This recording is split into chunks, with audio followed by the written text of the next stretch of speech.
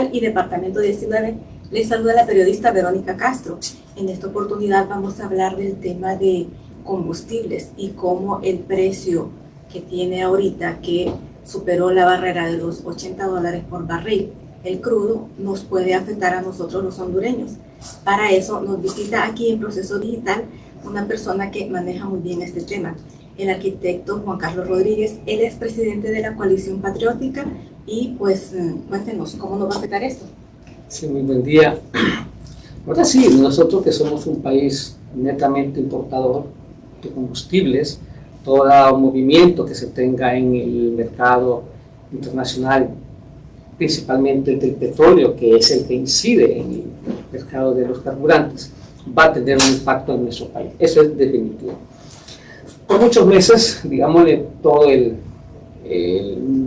segundo semestre del año pasado, a excepción de unos pocos días, el precio del petróleo estuvo bastante estable, ¿no? Precios que andaban entre 67 y $70, $71 el barril. Incluso hubo un pequeño pico ahora en diciembre y volvió a bajar rápidamente y volvió a situarse en los $70.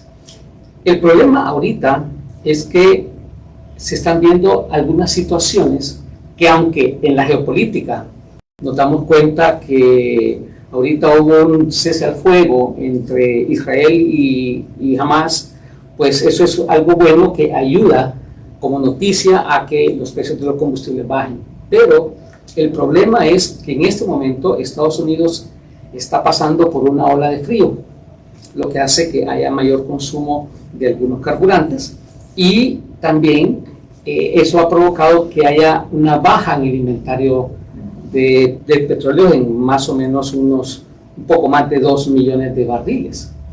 Todas esas situaciones internas en Estados Unidos, que es de donde nosotros tomamos el precio de referencia aquí en nuestro país, pues definitivamente van afectando el precio de los carburantes. También en esto tenemos que ver que en los últimos meses se ha venido afectando un poco el flete marítimo de transporte del petróleo, de tal manera que ahorita se está ya afectando directamente, ese precio subió más o menos casi un 40%. Bastante. Entonces eso afecta también en el transporte, no solamente cuando se habla de importación hacia Estados Unidos, sino que también cuando se habla del refinado, ¿verdad? Porque estos fletes afectan tanto el transporte de petróleo como de refinados. Entonces China también está teniendo algún consumo que hace que sube el precio, al igual que lo que es las últimas sanciones que se han estado aplicando al petróleo ruso, que eso ha estado haciendo también que se esté disparando un poco el precio, porque hay quienes están tomando petróleo que ya no lo están pudiendo tomar de Rusia, que lo están tomando de otros orígenes. Entonces, todo eso es lo que está en este momento afectando. De hecho, hoy sí amaneció el petróleo en 80, un poquitito más, centavos más de los $80 el barril. Ahorita, hace 4 minutos, revisé, ya había bajado a 79.65, pero todavía está en esa franja alta, ¿verdad? Yo no creo que pueda haber mucha baja ya, en el sentido que solamente que baje un poco la intensidad de la ola de frío en Estados Unidos. Recordemos que apenas estamos comenzando el invierno en ese país, ¿verdad? Los meses más fríos en Estados Unidos son precisamente enero y un poco febrero. Entonces vamos a esa parte, esperemos que no sea tan intenso, porque en realidad lo que estamos viendo ya en este momento es que si se mantiene el precio del petróleo ya en una franja que puede estar entre los 75 y $80, pues definitivamente esto nos va a afectar en nuestro país, porque hemos visto también cómo en las últimas semanas en Estados Unidos el precio de la gasolina principalmente ha aumentado, igualmente el diésel, pero en menor proporción. En las últimas semanas, pongámosle los últimos 20 días, el precio en Estados Unidos, creo, si no me equivoco y recuerdo bien, y se incrementó en alrededor de 13 a 15 centavos de dólar por galón. Y el diésel aumentó en aproximadamente 4 a 5 centavos de dólar por galón. Esos son precios que afectan a nuestra economía, porque definitivo, Ya estamos viendo cómo han estado escalando los precios en Honduras. De hecho, ya superamos la barrera de los 100 lempiras con la gasolina super, ¿verdad? Y el panorama nos hace pensar que esto va a durar un poco de tiempo. Solamente la situación que hablábamos antes, que vuelvan a estabilizarse los inventarios en Estados Unidos, tanto de petróleo como de refinados, que en invierno hay un poco menos de consumo de combustible, entonces esto puede ayudar en cuanto a gasolinas, porque la gente viaja menos en carro, y todo esto tal vez podría ayudar a que baje un poco el precio, pero no lo suficiente como para que nosotros nos veamos favorecidos. Aparte de eso, no solamente el precio internacional es el que nos está afectando en el precio de los carburantes en este momento, sino que también la devaluación de la moneda. Esta, digámoslo así, del precio que teníamos de lempira frente al dólar hace 4 meses al día de hoy, los carburantes en este momento están costando por muy poco, más o menos 2 lempiras, 80 centavos más caro, por asunto de devaluación de la moneda. Únicamente por ese factor. Solo por el factor de devaluación. ¿Y la fórmula que se usa para el cálculo de combustibles, cuál es la que se maneja en la actualidad? Es la misma que se ha manejado los últimos años ya. Esta no ha sido modificada desde hace más o menos unos 5 o 6 años, ¿verdad? La última modificación real, directa, que se aprobó en el Congreso fue precisamente una que se dio cuando estaba el señor Juan Hernández, ¿verdad? Y el doctor Oliva en el Congreso. Pero después no ha habido modificación. Lo único que hubo fue la rebaja de los impuestos a principios del 2022 y que afectó positivamente, o mejor dicho, mejoró el precio en 10 lempiras. Después de eso, sencillamente hemos estado con la misma fórmula, se ha estado respetando la misma por parte de las autoridades actuales, y eso está bien, ¿verdad? Lo que sí es que, hay que decirlo, se ha publicado siempre un subsidio que se le da a la gasolina regular y al diésel, una por ser el combustible para transportar personas y productos, que eso está adecuado, y cuando decimos personas es por el transporte colectivo principalmente, y el otro de la gasolina regular es para propiciar más el uso de la gasolina regular en vez de la super, que es más cara. En este momento la diferencia de precios entre la gasolina regular y la super anda en una diferencia de casi 8 lempiras, un poquito más de 8 lempiras, y pues cada persona que abastece un galón de combustible, en este caso la gasolina super, está gastando 8 lempiras más que si lo hiciera con combustible regular. Entonces, el problema es que no sabemos realmente cuándo se aplica ese subsidio. Pues el cuadro que la Secretaría de Energía publica todos los viernes, ese producto subsidiado no lo quita nunca, aunque hay rebajas. Sí. Porque el subsidio en este caso habla de que es la mitad del incremento. Pero ¿qué pasa cuando rebaja? ¿Le quitan la mitad de la rebaja? Creía que no, pero sigue la franja ahí de combustible subsidiado. Entonces, yo he dicho ya en reiteradas ocasiones, la Secretaría de Energía debería ser un poco más disciplinada en que cuando publica eso y se está aplicando un subsidio, poner esa franja donde dice que está subsidiado. Cuando no, deberían quitarlo. Porque al final de cuentas, ahorita, en este año, por ejemplo, ese subsidio no se puede estar dando, porque fue aprobado para el segundo semestre del año pasado. Ya este es un nuevo año. Por lo tanto, ese subsidio no se está aplicando, sin embargo, sigue saliendo en la franja, lo cual para mí pareciera un engaño. Engañar a la gente con esa franjita diciendo lo que está haciendo subsidio, y realmente no, porque ya este es un nuevo año donde no hay una aprobación para este año 2025. Ahorita que menciona el tema de subsidios, le comentaba antes de iniciar el hecho de que en El Salvador se vaya a subsidiar el tema de energía eléctrica, algo que también pasa en el país, y cómo las realidades de dos países tan cercanos y tan parecidos en muchas cosas sea tan diferente. Sí, la verdad es que, primero, Comento, nosotros en la Coalición Patriótica de Solidaridad hemos sido muy claros en cuanto al manejo de subsidios. No decimos que el subsidio sea malo, no lo vamos a satanizar. Yo creo que los subsidios son pertinentes para una situación emergente y que sirva como una mitigación a una situación específica. Por ende, sí creemos que un subsidio puede estar bien, pero de manera temporal, ¿verdad?, en un tiempo específico y focalizado, ¿verdad? Esto significa que cuando los subsidios se alargan en el tiempo, son de tiempo indefinido y van pasando años y años y años, se le pierde lo que es el objetivo a un subsidio, porque lo que está provocando esto es generar un precio ficticio, un precio, digamos así, muy directamente, un precio mentiroso que no deja ver la realidad a la gente. En este caso, podemos ver la energía eléctrica, aquí está subsidiada por el gobierno y la empresa privada. Recordemos que ahora son como 750,000 familias, dicen, que están subsidiados a no pago de energía. Pero en ese caso, recordemos, una parte la paga el gobierno, que muchas veces de ahí es donde sale esos déficits, porque esas deudas las sigue incrementando la ENE, porque no paga siempre todo lo que corresponde a los generadores, y otra parte la paga la empresa privada en realidad. No solo es el gobierno, es la empresa privada también.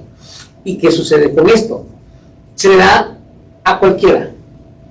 Incluso no ha habido ningún tipo de manejo de verificar quiénes, como en particular sucede, están recibiendo ese subsidio. Yo he dicho, o sea, hay casas de gente acomodada, gente pudiente que tiene casas de campo, que solo va una vez al mes, 2 veces al mes, y que le estamos subsidiando esa energía, ¿verdad?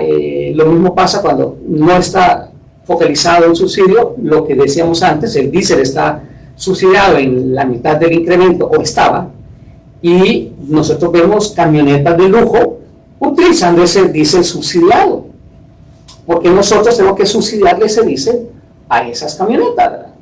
Incluso el mismo gobierno, que tiene una flota de camionetas de lujo interminable de contar, porque es demasiado lo que tienen, por cierto. Este gobierno es el que tiene la mayor empleomanía de la historia de Honduras, incluso la mayor flota de vehículos de lujo. Entonces, esos subsidios, cuando no son focalizados, son dreno de fondos del Estado que deberían de suplir otras necesidades prioritarias del país. Entonces, en El Salvador se acaba de pronunciar el presidente que subsidia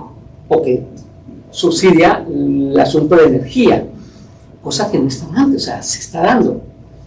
Pero, ¿cuál es la diferencia entre El Salvador y Honduras? Honduras, nosotros como país estamos comprando una energía más cara y por tanto estamos subsidiando una energía cara, y ya llevamos en este momento 3 años de subsidio que decíamos antes, y todavía, aparte de ese subsidio, el gobierno, por asuntos políticos, porque es la verdad, ya lleva 3 trimestres subsidiando el incremento, de tal forma que el último anuncio de tarifa que se tuvo a finales del año 2024 era una rebaja a la tarifa, pero esa rebaja no la pudimos obtener nosotros los consumidores, porque aún rebajando lo que correspondía, el precio estaba más alto de lo que lo están subsidiando en este momento. Entonces, eso también lo estamos subsidiando nosotros como país. El Salvador puede hacerlo porque lo está haciendo en un tiempo específico. No lo está haciendo, ya podemos decirlo, con fines electorales, porque no están en año político, ni van hacia una campaña electoral, ni mucho menos. Y el subsidio tampoco está determinado para todo el mundo, sino que también está focalizado. Usted, como parte de sociedad civil, y ya para ir concluyendo, ¿qué piensa de estos vehículos que se adquirieron y que el ministro de Seguridad, Gustavo Sánchez, dijo que eran exclusivos para la vigilancia de las protestas? Que eran unos vehículos más pequeños que los Mamba Negras, que son los que causaron mucha admiración, sobre todo cuando se quemó a los pocos días de haber ingresado al país. Sí. Pero, ¿qué piensa usted como representante de sociedad civil de que se esté invirtiendo mucho dinero, una cantidad que no se conoce porque tampoco la reveló, para vigilar a las personas que ejercen el derecho a la protesta? Sencillamente es una situación que nos pone a pensar, porque antes los que hoy están haciéndolo decían que eso era malo. Somos un país que no tiene medicina, no tiene mucho respaldo en el espacio físico educativo, o sea, las escuelas necesitan reparación. Hay tanta necesidad y estamos haciendo gastos militares y policiales en el asunto de seguridad. Esto cuando hay una protesta. Recordemos que cuando hay un pueblo protesta es porque hay insatisfacción en algo. Y la insatisfacción llega hasta la protesta porque el responsable del gobierno no le da el tiempo para dialogar en su momento correcto, sino que le da largas, no responden, sencillamente no resuelven, y la gente, los grupos gremiales, los pobladores, todos los ciudadanos, les toca decir, bueno, pues tenemos que tomarnos la carretera, tenemos que tomarnos aquí, tenemos que hacer allá. Miren lo que está pasando ahorita con la cárcel de Mocorón, ¿verdad? O sea, ayer escuchaba al jefe de las Fuerzas Armadas decir que la cárcel va, aunque vamos a platicar. O sea, eso es como aquel mensaje que dijo la presidenta en enero, ¿verdad? Si nos mandan los deportados, vamos a revisar, o sea, lo de la base de Palmerola, o sea, esa es una amenaza. Quieran llamar como era, y en el ámbito diplomático, es una amenaza. Aquí, el jefe del Estado Mayor Conjunto, creo que ya no existe el jefe de las Fuerzas Armadas, o sea, sino que del Estado Mayor, dijo, la cárcel va porque somos subordinados a la orden de la presidencia, pero que la cárcel va. Pero vamos a ver cómo platicamos. O sea, mejor hubiera dicho, vamos a ver cómo consensuamos con los pobladores para ver si va y así que la presidenta tome sus decisiones, porque lo que se está dando es una inconformidad. Entonces, si estamos comprando unidades de represión, lo que antes fue malo cuando los Black Mamba, sencillamente, y lo criticaron a más no poder, hoy lo están haciendo. Por eso, aunque la señora presidenta diga que no nos equivoquemos, que no son iguales a los anteriores, pues yo creo que es cierto, no son iguales, son peores. Porque aquellos por lo menos se defendían de una forma más sutil. Ellos, estos de hoy, lastimosamente se están defendiendo con mentira. Y eso es peor, creo yo. Yo creo que el pueblo merece respeto. Merece que se le solucionen sus problemas antes de ir a tener que protestar. Y una vez protestando, pues sencillamente merece que se le respete su forma de protesta y aparte que se le busque solución también en ese momento. Yo creo que estamos muy mal en cuanto a el manejo de las prioridades del país conforme a lo que es los gastos del presupuesto general de la República. Y pues también vemos cómo está empantanado ese presupuesto del 2025 en el Congreso Nacional, porque el gobierno está empecinado en manejar los fondos como ellos quieren y como a ellos les conviene, y lógicamente la oposición está jugando su papel político también, ¿no? Tenemos que decirlo, pero en algunas cosas tienen razón, ¿verdad? O sea, y un ejemplo bien claro, aumentar el 100%, ese 100% prácticamente, el presupuesto a la Secretaría de Planificación Estratégica que no está planificando nada para el país, sino que está manejando la estrategia de la imagen de gobierno, máxime para un año electoral, esencialmente botar el dinero en campaña política para un partido que esté en el gobierno. Esas son las cosas que no son correctas y que nosotros como pueblos, sociedad civil, como ciudadanos comunes y corrientes, no aceptamos esas cosas.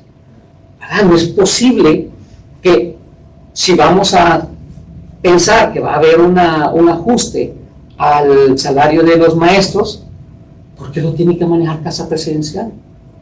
¿Por qué no lo maneja directamente la secretaría que le corresponde, que es Educación? Porque si para asuntos de afectaciones por acciones climáticas, por situaciones climáticas hay inundaciones, ¿por qué no tiene que manejar eso la Presidencia de la República y no COPECO, que es el encargado oficial de la estructura gubernamental para esos fines? ¿Por qué esas cosas tienen que darse? ¿Cuál es la razón de fortalecer a la presidencia? ¿Quién es el que va a manejar esos fondos? Entonces, la oposición se agarra de eso. Pero es que también tiene razón. Lastimosamente tengo que decirlo. Yo no soy de ningún partido político, lo aclaro. No soy nacionalista, no soy liberal, no soy libre, no soy de ninguno. Nunca lo he sido y nunca voy a hacerlo, para ser más objetivo en mis pensamientos. Pero sencillamente, cuando el río suena es que piedras trae, dice el dicho. Yo creo que en este caso, lo que hemos estado viendo en los últimos años es que el gobierno de turno solo está pensando en su conveniencia política, llegar al poder para hacer lo que sea que quiera cada partido en su momento, pero realmente no estamos viendo cómo mejorar las condiciones del país. Y lo estamos viendo hoy, que Honduras está realmente sumido en una situación tan difícil que ha sido imposible que el hondureño quiera seguir migrando hacia Estados Unidos, a pesar de todas las situaciones antagónicas que debe cruzar en el camino. A pesar de eso sigue haciéndolo.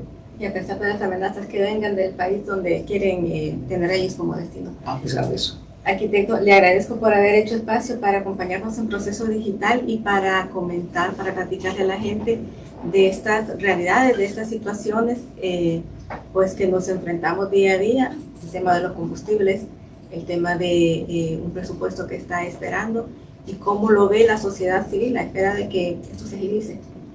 Muchas gracias a ustedes por la invitación. Un placer. Gracias a ustedes. Nos pueden ver estas y otras entrevistas en los medios de Proceso Digital y Departamento 19. Les invito a que lo hagan.